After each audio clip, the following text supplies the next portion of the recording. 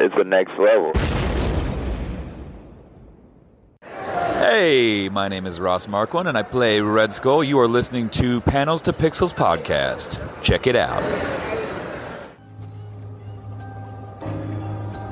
Who am I? Fior.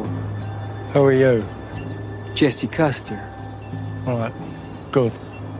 Am I dead? Yeah.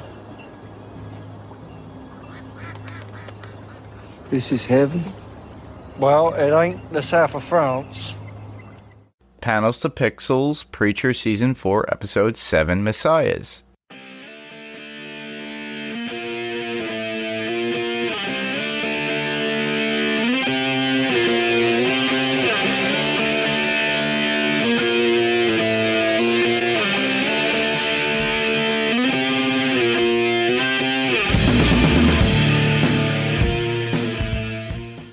Hey everyone, welcome back to the show. I'm Mark. And I'm Steve. So, Messiahs is an interesting episode, nonetheless.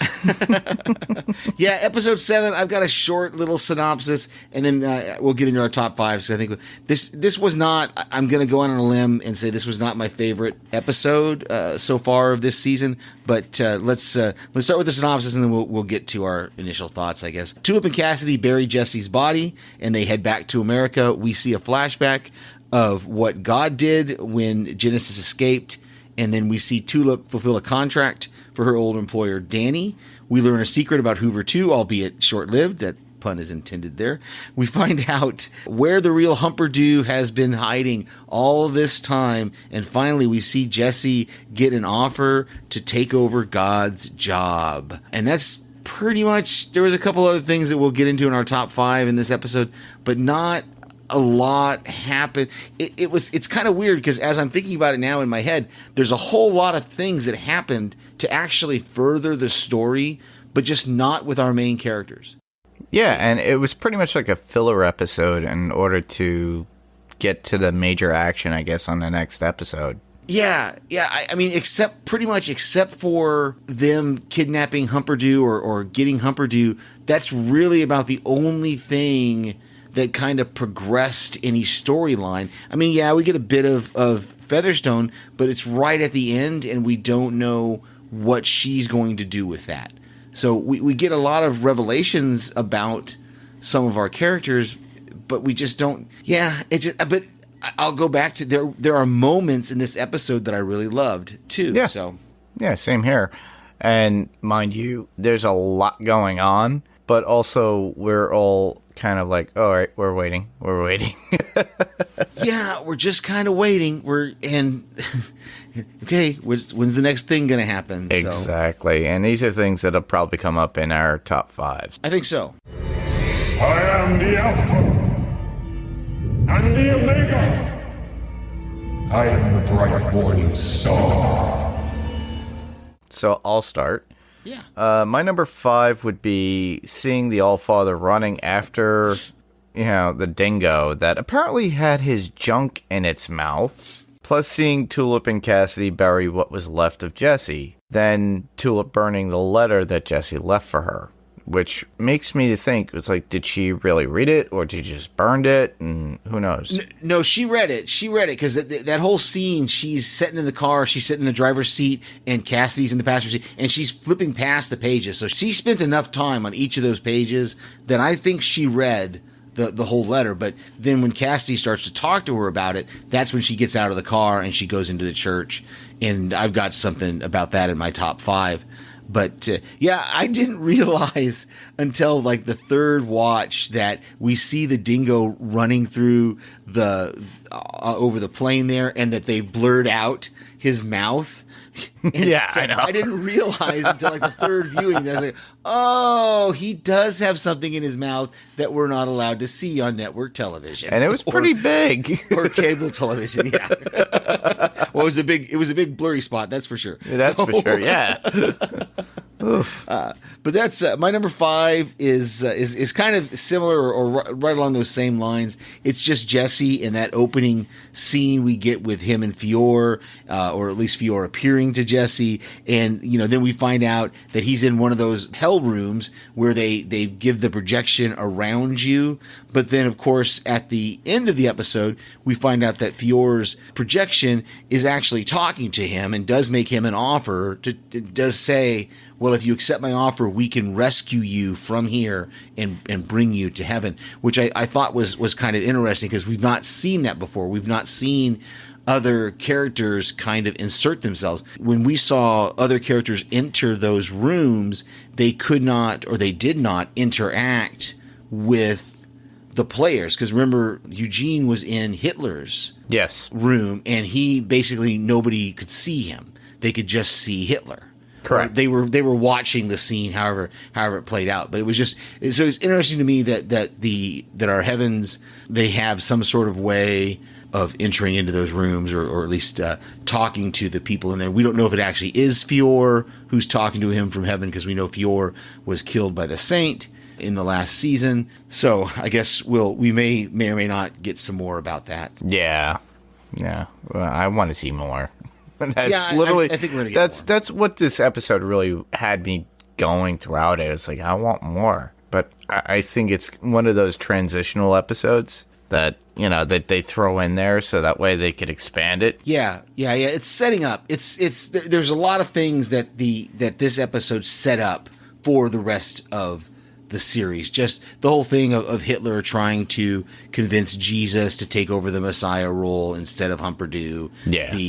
The stuff about when we see Hoover talking on the phone to his boss back in Florida, when we see just everything seems like it's a setup for the next thing, like Cassidy and Tulip kidnapping Humperdinck and taking him out of that temple or the synagogue, and the fact that some of the guys knew he was there and some didn't was interesting. Yeah, at least we got some answers to, or see what had happened before. That's the benefit to the episode, I think, but that's just my opinion. Part of me wonders, though, if they're ever going to show us, and they probably don't have enough time, but it would be interesting to see how the course of events came that Jesse was able to get the real Humperdinck. Because we know he released all of them, and the last time we saw was the end of season 3, when they're all leaving that facility where he was at, and they're all going out into the streets, and some are getting hit by cars, and Jesse was still in the building dealing with the Allfather. So it's with Herr Starr at that point. So I don't know if we're ever going to get. I mean, it probably isn't necessary, but it would be interesting to see how Jesse found the real Humperdinck and then brought him to Danny, and did all that without Tulip. No, I guess Tulip did know because she knew where he was at. So Yeah. but yeah, that's one thing that we're probably never going to see. Yeah. And that will bring me to my number 4. Your number 4. Which would be Jesse's reluctance to take up the mantle that the angel, I forget his name, but he was part with the All-Father at certain points too, Herr Starr, in the very beginning of the show, when they were just the two angels to go find, the voice. I don't think so. I don't think they ever interacted with the Grail. The angels, maybe they did. I don't remember. I remember but those two characters were together and they were on the search for Jesse. Yes. Yeah. They didn't have anything to do with Herr Starr, though. They were completely separate. Like, God has we've seen God meet with Herr Starr, but we haven't seen, I don't think the angels ever did. Oh, okay. I don't know. I'd have to go back and watch but, it. It's like this particular angel wanting Jesse to be the new Messiah. According to Jesse, he feels that it's not right. He just wants things to be right. He realizes that it's not heaven, and from what I could see, it looks like hell. That's it's all those enclosures and everything else. And you kind of get the gist of it based upon, him smoking a cigarette and going on and explaining. And then he goes into his whole, how it all started with God and opening Jesse's eyes and stuff like that. Yeah, that was interesting. We'll get to that flashback, I think, a little bit. That was an interesting scene. But yeah, just the whole idea of Jesse saying that he's calling it a sin, and Fior says something like, Well, it might not be the best answer, but it's not a sin, trying to convince Jesse to do it to become God. And Jesse's like, no. My number 4 is just Tulip and her burning down the church and burning that letter. That was really strange to me. And I guess she was trying to get God's attention because when, she's kicking over those pews and she kind of looks at the sky and she's like, what? No, you're not saying anything or whatever. And so just that whole idea of seeing this violent, we haven't seen this in a few episodes. We got to see her have that fight with Featherstone, but we haven't really seen the violent, persistent Tulip that we've come to know and love. And so it was really cool. And I was totally surprised when she got up from that table in the diner and just shot that guy and walked out. I was like shocked. Like I had no clue. And I was glad they didn't make us wait too long to find out that it was Danny's husband. And that makes for another kind of funny scene with Danny saying, well, I didn't think you'd actually do it, because you said no 100 times. And so that whole thing of Tulip killing her husband was just you just haven't seen that out of Tulip in a while. Yeah, definitely. That would bring me to my number 3. Your number 3, yes. That would be Tulip and Cassidy going to the one who can give them what they need, someone of Jewish knowledge of God, and he shows them what they need in the temple. They've been hiding Humperdew, and apparently he can dance. Yeah, well, that's how they recognize. That's how they know that he's the actual Humperdew. Yeah, exactly. Yeah, just like you were saying, it's just like it's like only to have Cassidy and Tulip take Humperdew away from them, and then being like charged at by a bunch of people from the temple that are praying. Yeah, that was all. As I watched that scene earlier today, I realized they don't fight Tulip and Cassidy. They're just kind of standing there. And when you first see Humperdew, you think he's floating. Yeah, because he's got his arms out and he's saying that gibberish, and they all go to their knees, and then the camera pulls back and you realize that, oh no, he's just standing on one of the pews. And so that really, because like the first time I saw it, I was like, is he floating?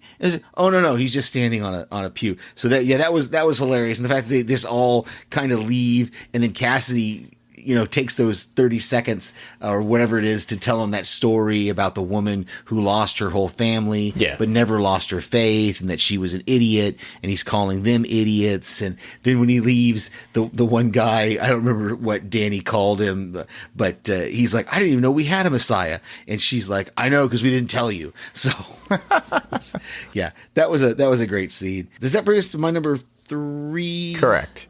It's kind of the same thing, right along that same line. Is just finding out that Jesse has been hiding Humperdew in this temple with Danny's under Danny's kind of safekeeping, and Danny, she keeps saying like, "Oh no, I'm not supposed to. I can't give him to you." And then we have that little fight scene where Tulip beats her up, and they take Humperdew out, and Cassidy has to admit to Danny that Jesse is dead. And we hear that several times through the episode. People go, Jesse's dead. And so I just thought that was another one of those interesting things that we find out. And then, of course, Cassidy just revealing the whole plan of what they're going to do when Danny asks, well, what are you going to do with him? And Cassidy says, well, we're going to go find God, and we're going to kill him in front of God. And so, yeah, dark. The show's getting dark, I think. Really dark. Just don't get your nails and a hammer and tell them, hey, we're going to put you up for the night. Ugh. Yeah, exactly. It's the worst joking ever, but we'll get to that when we do The Crow. My number 2 would be seeing God before Jesse got his powers, how this all began. It's like God was bored, and then he finds out that Genesis escapes. But it gets a little... he gets a little thrilled about it, with it. Like it broke his boredom in some way. How he just takes a holiday. Plus that we hear the theme song from Vacation by Lindsey Buckingham that we all know from the movie Vacation, Holiday Road. So it seemed like he was just so bored at everything, and this gave him a thrill, just like, I could just do whatever I want. And then you see him with a Dalmatian costume like we've seen in that one season, and he gets it when he's in New Orleans. So he's been just doing his own thing and carefree willy-nilly, and I guess there's a second part to this where he starts to play his chess game or, board game of what he's going to do with everybody now that he's paying attention again. He sees some more activity of what he could do. And I hope to see that hopefully in the next episode as a flashback. Yeah, this was actually my number one, was just the whole flashback to, and it's interesting that they make a point to say that was 2015, and that it was 2015 when Genesis escaped. So I don't know if we're meant to think that this show is a few years behind where we actually are. Maybe it is, I'm not sure. But that whole idea of him leaving because Genesis has escaped, I'm not sure why that was the thing that kind of gave him the, like you said, the kind of gumption to break out of his boredom. Because, he's listening to all those tapes of the people's prayers, and he's just kind of fast forwarding through them just because it's like the standard. Make it not be cancerous. Yeah. And if you clear up this rash, I'll never touch a woman again, or whatever. All those things. And it just looks like you said, like he's bored. And then something breaks him out of that boredom. And of course, it's just hilarious that he's going on vacation and we're hearing Holiday Road playing in the background. Yeah, exactly. That brings us to my number two. Yes. Just Hoover 2. I really loved this scene, as short as it was. I loved seeing Hoover 2, and we see that it's Pensacola, and we see his boss. He's talking to him on the phone, and he's this undercover cop, and he changes completely. I made a comment a couple episodes ago about the way he speaks and the mannerisms, the words that he uses, and he's completely different in this scene. Like, he's got a completely different cadence to his voice. He's got a little bit of that Southern Florida twang to him that was really, really good. I don't know who this actor is. I'm going to have to look him up and see what else he's done, but that's a really good transition from the kind of straight-laced, very monotone Hoover 2 to this kind of Southern accent Florida guy who just wants to, I don't want to be promoted, I just want to save the world, kind of thing. He's got that slow kind of drawl to it that was really good. I just really loved that whole scene. Yeah, definitely. And then, of course, Featherstone shoots him in the head. Yeah, I know. Who is hiding in plain sight, apparently. Yeah, exactly. She was the Starbucks person, am I correct, right? Yeah, exactly. Okay, all right. With the beard and... And it almost looked like, from the very end of the scene, that she's picking up the phone, so maybe she's going to talk to the supervisor. I'm not sure. Maybe she's going to hang it up. Maybe we'll see that next week. Hopefully. Yeah.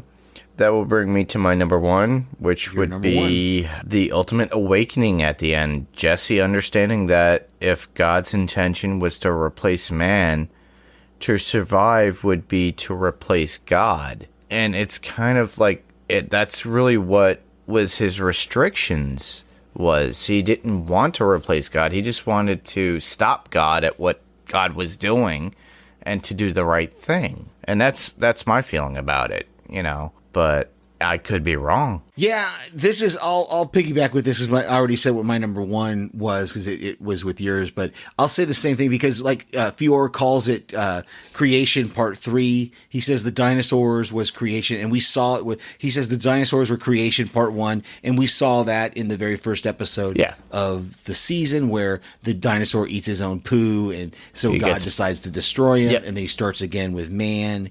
And so this is now going to be creation part 3, where he's going to start with some other animal or some other life form that he seems to be crafting in his trailer there. We get that quick flash of him, and we finally see it. It comes up in the credits. The credits sequence shows him cracking into something or what, and blood kind of spurting up over his face, and we finally see the scene where that occurs.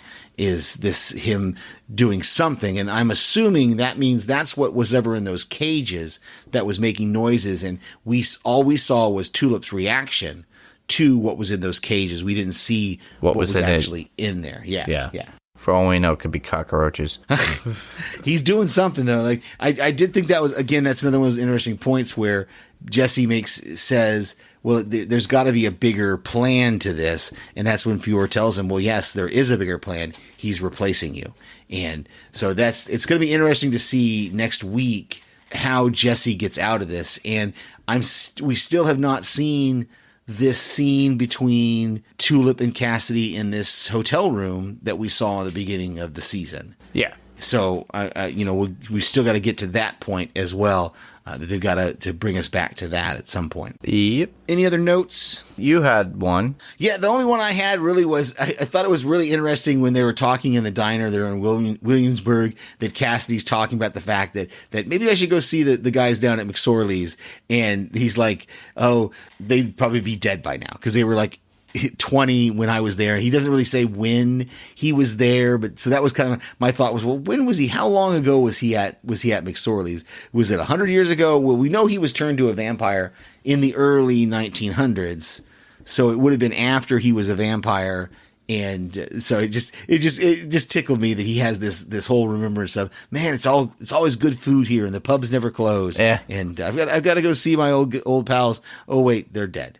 Exactly. A typical vampire issue. Exactly. The only other note that I would have would be the headlines, and it's morning in America. And they travel back and say Tom Cruise memorial hits another budget snag. So they're calling back to the first episode of season 1 when they talk about, Tom Cruise was hit and he didn't, he wasn't the one to be with the voice, so he died. Sleeping less, blame the Armenians. Which I'm like, okay. And the other headlines would be, Texas has a manure problem. Yeah. Australian Special Forces occupy Wellington. Install curfew. Interesting. Because of the situation in Australia. Right. Threat, hangings in public square. Interesting. Americans rejoice as Patriots notch 7th Super Bowl, plus the morning host stating that it takes a miracle. I really thought those were interesting. Yeah, that was, I didn't catch all of those, so I'm glad you kind of were able to get them there, because there were some interesting headlines in there. Of course, the Texas has a manure problem. We know that the town of Annville, was built on that whole manure plant and it exploded. So that's probably what that's referring to, I would assume anyway. And then, of course, all these other headlines. And I did catch the one about the Patriots winning the Super Bowl for the 7th time. I thought that was great. And the only thing missing was that Tom Brady was the quarterback. Yeah, I know. Yeah, so good. Did we have any feedback at all? I know we've got the phone number out there, but I haven't seen any feedback. And the answer is no. Sorry, people. We have not received anything from you as far as voicemails or emails. But we are hoping, please send anything that you have, information. It would be awesome. We love feedback. I actually asked people on the Walking Dead talk through, if you do watch Preacher, please send some feedback. So I implore everybody still, send some feedback. It'd be awesome to hear from everybody. Even if it's just like, hey, you guys are great. Hey, you guys, I don't like what your content is, which would be great.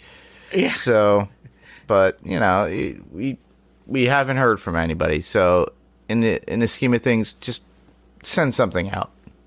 Give us some feedback. It's all good. Yeah. It's all good. So we don't really have anything else for this podcast tonight, But I do want to, again, give a couple of podcast recommendations. One for sure that I love to recommend is The Warrant Is All, which is a Killjoys podcast on Solo Talk Media. And, of course, TV Podcast Industries. They just wrapped up their review of The Boys Season 1. I sent them in voicemail for that. And anything and everything that's on the Podcastica Network, the Podcastica Podcast Network, they are good friends of this network and good friends of this show. And also, everything on the Next Level Podcast Network is always good. Our podcast founder, Ben, has started a new podcast where he talks about scary movies, brings in some friends of his, and you can find that on Next Level Podcast, nextlevelnetworkonline.com. And check out all the available podcasts there. Yeah, definitely. There's so many out there on this network, and I do highly recommend everybody listen. I've been actually sending in feedback on Facebook to a few myself because they get some interesting topics, and sometimes if you look at their Facebook page, they are constantly doing stuff, and I think we should really be doing that a little bit more, but I've been a little bit relaxed on things. But you know, there's a lot of things going on in comic news lately. Obviously, the whole Sony Marvel thing is still in limbo. We don't know what's going on. But, yeah, news is coming. I hear that there's a push coming for Fantastic Four, which I'm glad. There was some information passed online stating that Liam Neeson was looked at for Galactus.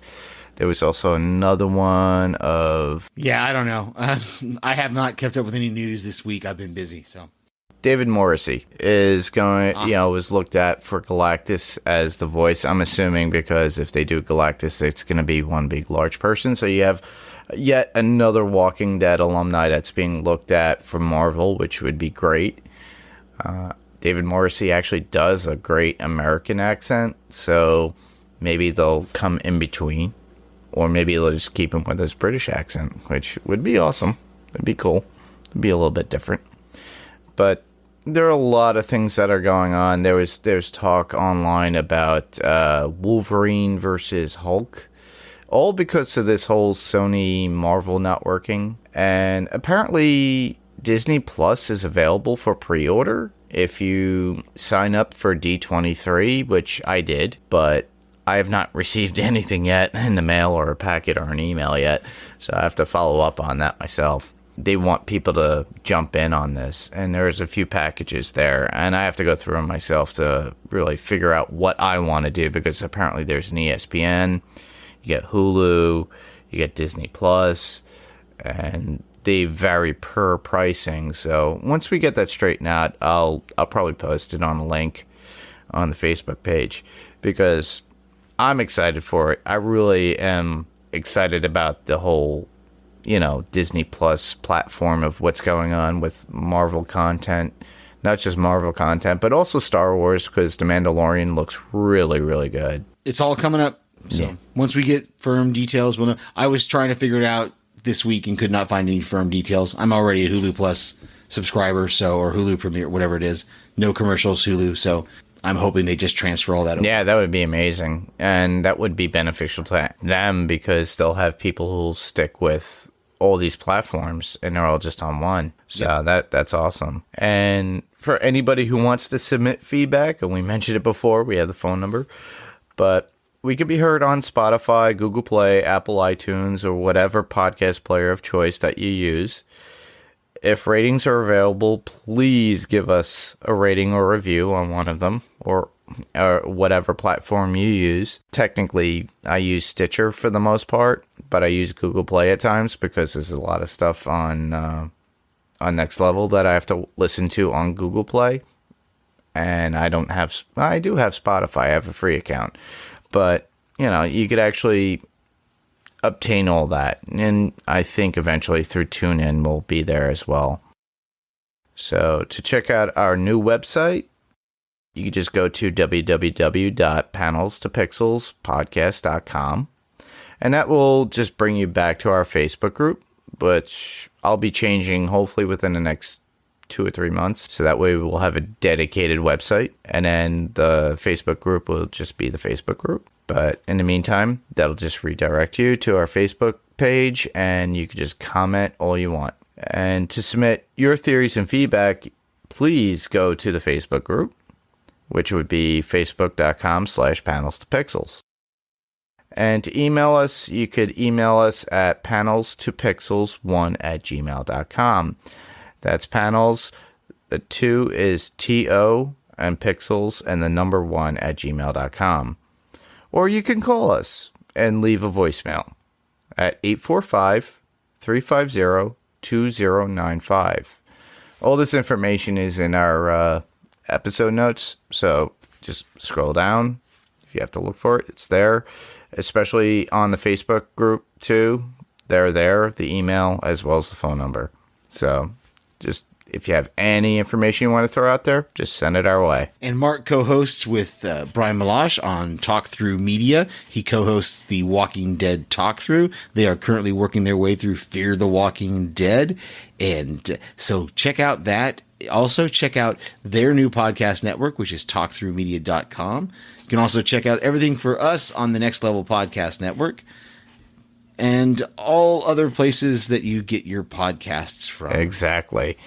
And if there's anybody out there that does listen to the Walking Dead Talk Through, currently looking for people to bring something to the table for us, we need a little help. Kyle and I have no way of really getting a lot of feedback for that particular podcast on a Tuesday when we get flooded with a lot of feedback. So it'd be awesome if somebody could help out. We'll throw some sort of benefits through our Patreon, which would be Patreon/Walking Dead Talk Through. And that way you could take part in call-in shows. We're looking to possibly put people in maybe as a call-in co-host. So that, or a show co-host just on like one episode or something. It'd be awesome. That way we have a little help, and the more help, the merrier. And we love to give a lot of good content on that podcast as well as this, because eventually we will need some on this one too. It's always nice to have feedback. Exactly. Plus, you could always hear Steve right here, but he loves to submit a lot of feedback to various other podcasts. He loves a lot of TV. You've been Too much TV. You send a lot of feedback to what? Strange Indeed. Please listen to Strange Indeed. They are covering the show Carnival Row. Right now, they're doing 2 episodes a week of Carnival Row. Awesome. Which is a great fantasy steampunk kind of show. Yeah, awesome. I have yet to actually tap into that myself. Expect more from us later on, not just about Preacher. Hopefully, we'll get into the Crow 25th anniversary podcast, which we want to do. I've been developing a lot of information regarding the movie, the comics towards, and how it was related to the movie, the TV show, everything. Started diving into that because I really enjoyed the movie when it came out, and I love the idea of the comic, and I read the comic too as a trade, and I still have that same exact trade I bought in 1993. And I'll be bringing up some thoughts and missing scenes and things of that nature from the movie, which would be awesome to hear about because, and with that particular podcast, you'll find links on the Facebook page and on the actual episode thread or information. So that way you could actually dive into it if you are a Crow fan. And honestly, this is going to be more centered around the actual original movie with Brandon Lay. It's, we'll top on the ideas of the sequels and the actual TV series and everything else that spawned off from it. Look out for that. That's coming up soon, hopefully. Alrighty. So, thanks everybody for listening. I'm Mark. And I'm Steve. And this was Panels to Pixels. Thank you, everybody, and good night.